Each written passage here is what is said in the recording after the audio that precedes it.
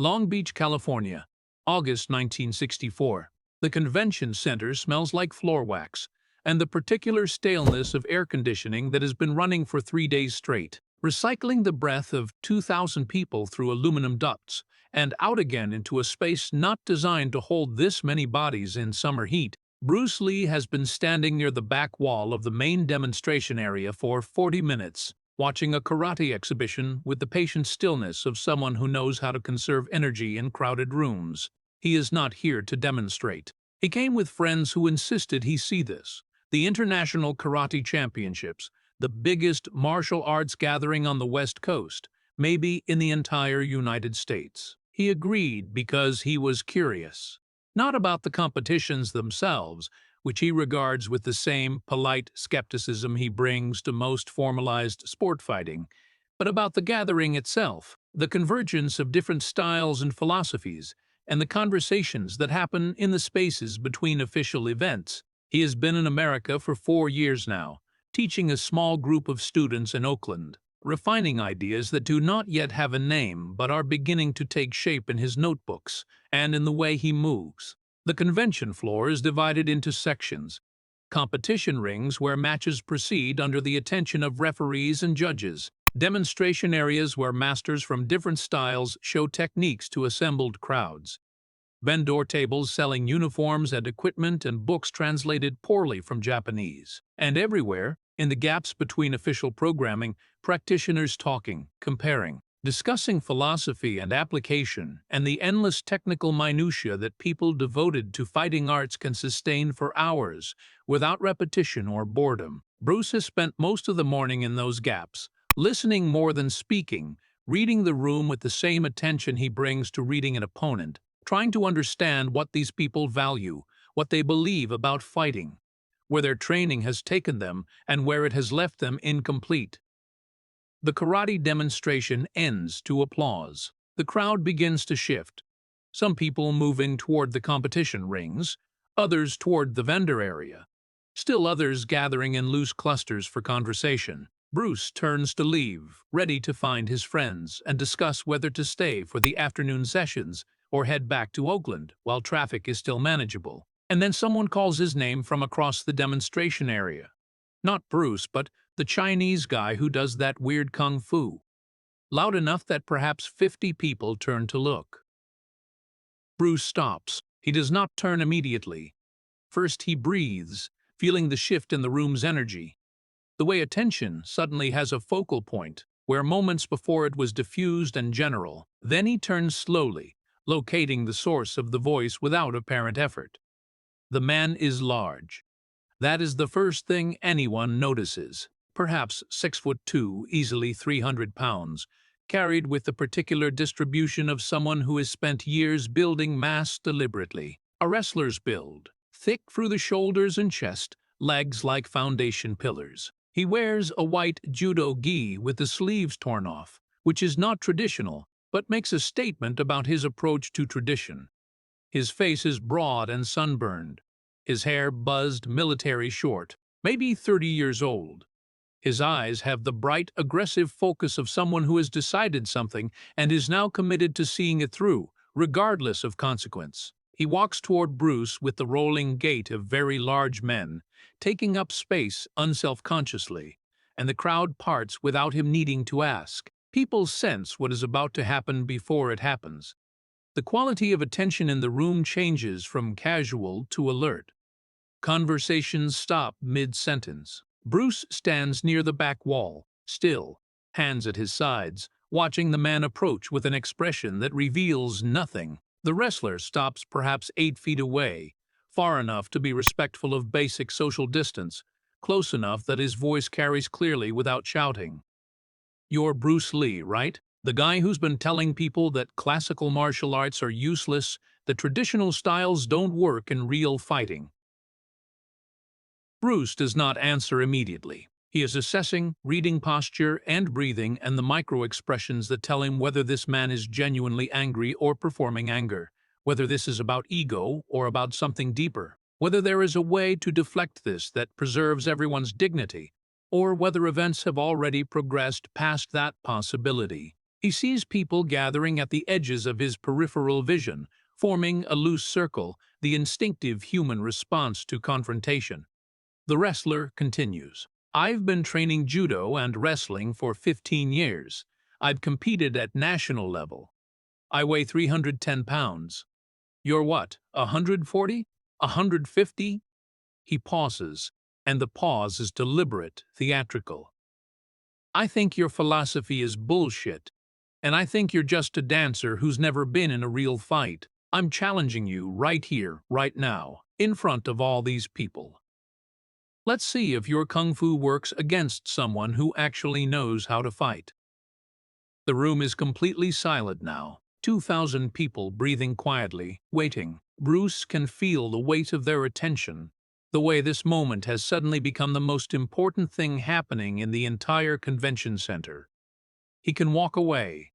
That option exists. No one would fault him for declining a challenge from a man who outweighs him by 170 pounds. But walking away would also confirm something in the minds of everyone watching, would validate the wrestler's claim that what Bruce teaches is untested theory rather than practical reality. And more than that, Bruce recognizes something in this moment that he has been looking for without quite knowing it. An opportunity to demonstrate, not to an audience that came prepared to be impressed, but to skeptics and practitioners, and people who hold sincere beliefs about what works and what does not. This is not theater. This is the exact situation where truth reveals itself. He steps forward into the center of the space that has opened around them. His voice is quiet, calm, without aggression or defensiveness.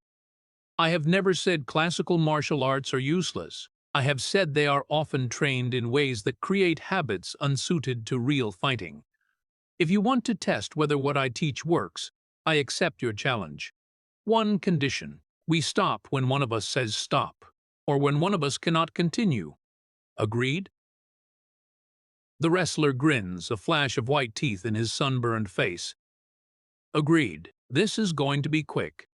They face each other in the cleared space. The August afternoon light comes through the convention center's high windows at an angle, catching dust particles in the air, creating visible shafts that cut across the floor between them. Bruce is aware of everything. The temperature of the room, the quality of light, the smell of floor wax and sweat, and the faint chemical odor of whatever they use to clean commercial carpeting. The breathing of the crowd, synchronized to now, drawn in together, held. The wrestler's stance is textbook judo. Weight slightly forward, hands ready to grip and pull. Body positioned to use mass and leverage as primary weapons. Bruce knows this approach. He has studied it, not extensively, but enough to understand its principles and its vulnerabilities.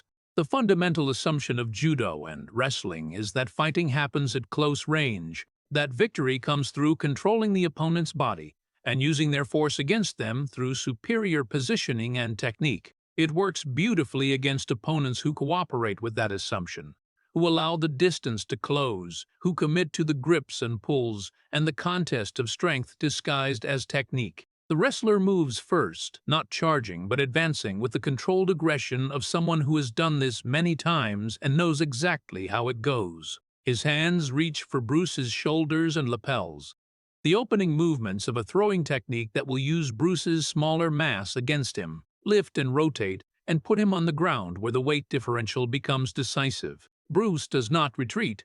Retreating would only delay the inevitable and tire him, while the wrestler, conditioned for sustained effort, remains fresh. Instead, he does something the wrestler's experience has not prepared him for. He moves forward and slightly to the left, a shift so economical it barely registers as movement to most of the watching crowd. Just a realignment of position that places him outside the wrestler's reaching hands, while simultaneously closing the distance to a range where the wrestler's size becomes a disadvantage.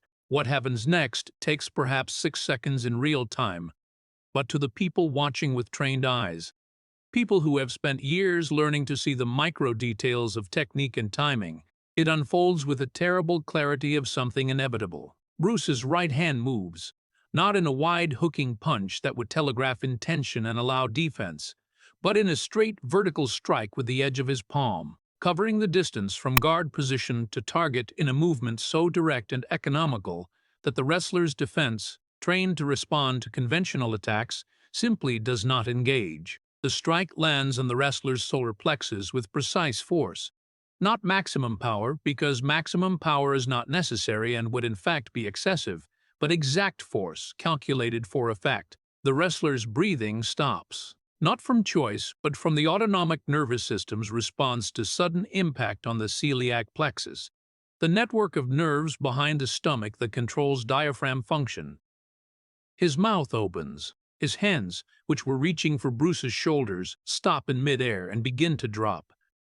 His eyes widen with the particular expression of someone whose body has just stopped obeying familiar commands. Bruce has already moved again. His left hand rises, not to strike, but to touch the side of the wrestler's neck, where the carotid artery and vagus nerve run close to the surface, easily accessible to someone who knows exactly where to find them. Just a touch. Pressure applied with a specific knowledge of what happens when blood flow to the brain is momentarily interrupted. The wrestler's knees begin to fold. He does not fall dramatically or all at once. He descends with the slow-motion quality of something very heavy responding to gravity, first to one knee, then to both, then sitting back on his heels, hands braced against the floor, head down, breathing in short gasps as his diaphragm remembers how to function. Bruce steps back and waits. The crowd has not moved. No one speaks. The silence is so complete that the sound of the air conditioning becomes audible again. A low, mechanical hum that had been present all along but drowned out by ambient noise and conversation. Now it fills the space, underlining the absence of any human sound. 10 seconds pass. The wrestler's breathing begins to regulate, the desperate gasps smoothing into something more controlled. He lifts his head and looks at Bruce with an expression that contains no anger, no embarrassment, just something like wonder. He gets slowly to his feet, testing his balance, and stands swaying slightly. Then he does something that surprises Bruce more than anything that preceded it. He bows, a formal bow, deep and held, the bow of someone acknowledging a teacher. When he straightens, his voice is quiet, stripped of the aggressive performance that characterized his challenge. What the hell was that? I've been wrestling since I was 12 years old. I've fought guys who weigh 400 pounds. I didn't even see where it came from. Bruce's expression softens. You saw it. Your mind registered it. But you were trained to respond to different attacks that wind up and telegraph intention. Your defense was waiting for something I never gave it. The second strike, I did not even complete, just touched the nerve point. Your body did the rest. The wrestler nods slowly, processing. Can you teach that? I can teach the principle. Whether you can apply it depends on whether you are willing to unlearn some of what wrestling taught you. Not all of it. Wrestling has real value, but the assumption that fighting must happen at close range where size dominates, that assumption limits what you can see. People are beginning to move now, the circle dissolving, conversations starting up in low voices. Bruce can hear fragments, people discussing what they saw, debating whether it was legitimate technique or some kind of trick, whether it would work again or was a one-time success against an opponent who did not know what to expect. The wrestler extends his hand and Bruce takes it. My name is Mike Patterson.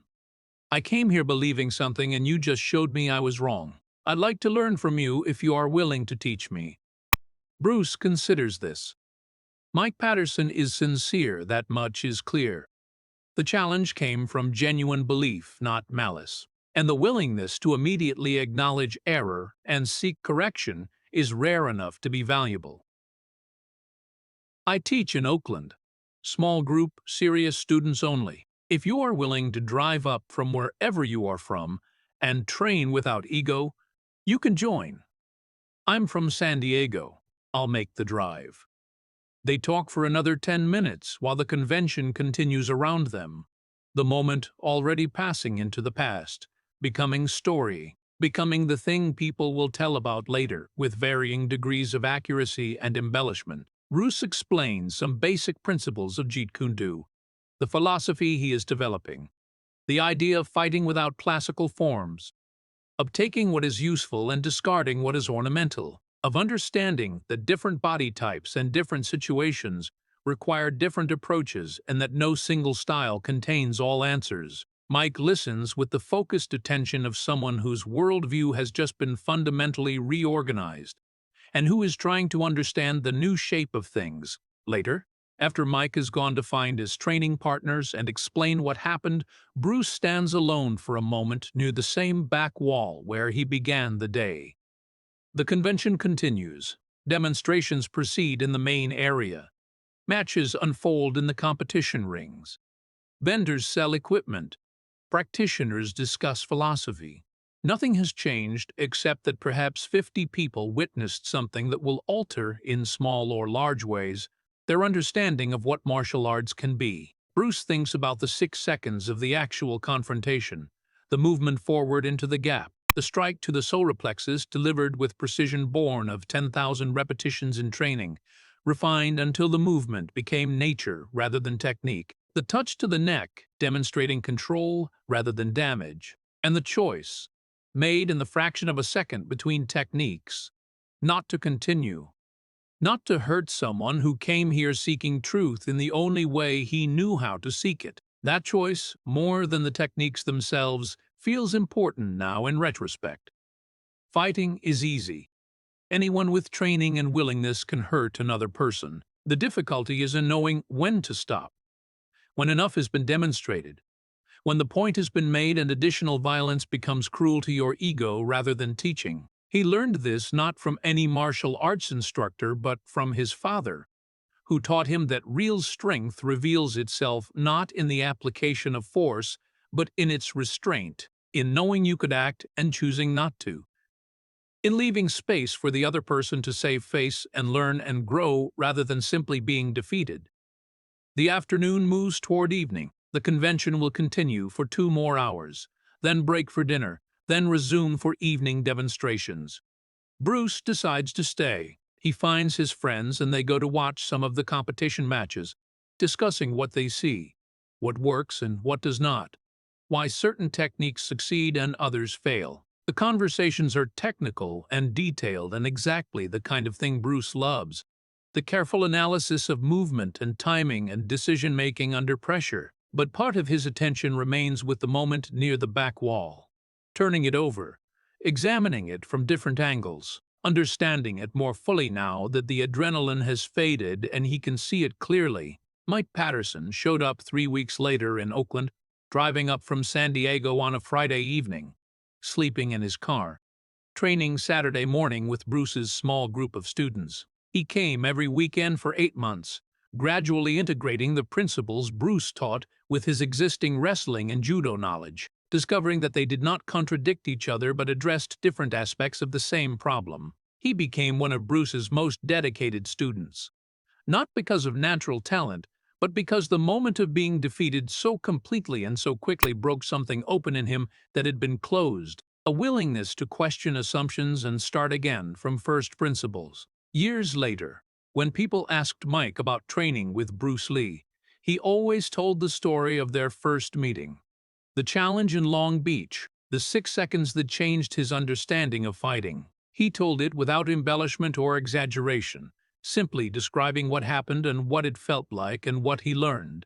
And when people asked if he was embarrassed about being defeated so quickly in front of a crowd, he always answered the same way.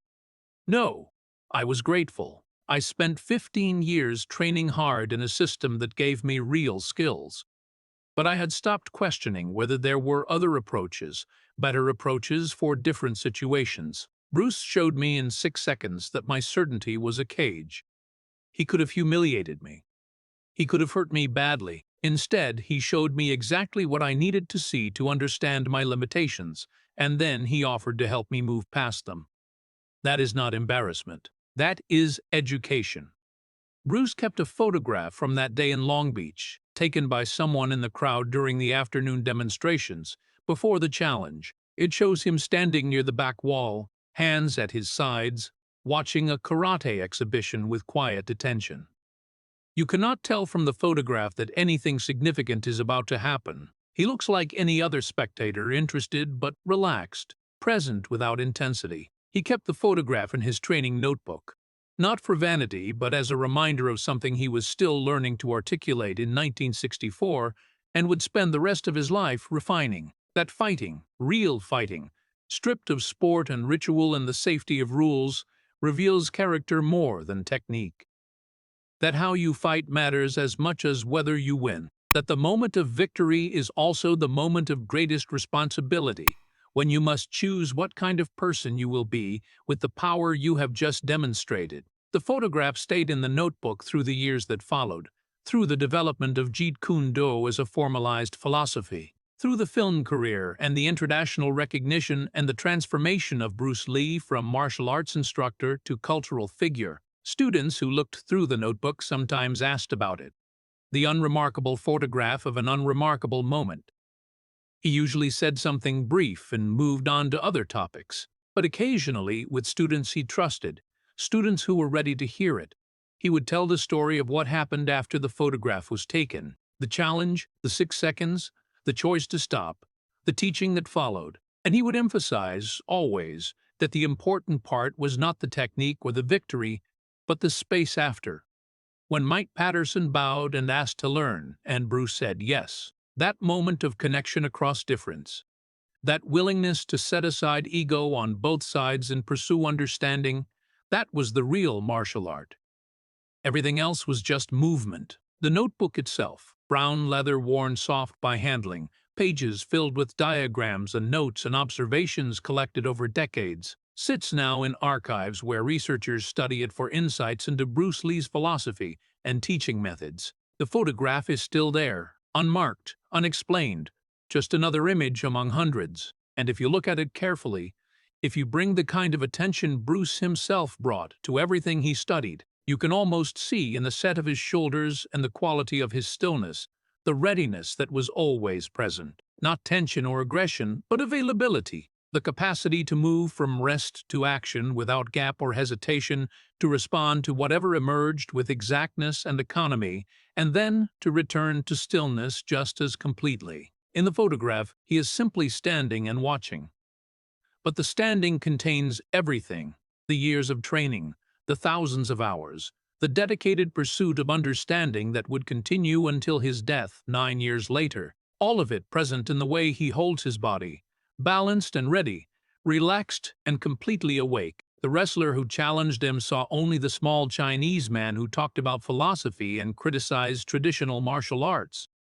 He did not see what the photograph shows, and that blindness, that gap between appearance and reality, is what the 6 seconds of their confrontation illuminated. Not to shame Mike Patterson, but to teach him and everyone watching that seeing clearly requires setting aside assumption and bias and the comfortable certainty that your experience has shown you everything worth knowing. The photograph remains, the notebook remains, and somewhere in San Diego, Mike Patterson, now in his 80s if he is still alive, perhaps still tells the story of the day in Long Beach when a man half his size showed him in 6 seconds that everything he believed about fighting was incomplete. Not wrong, but incomplete.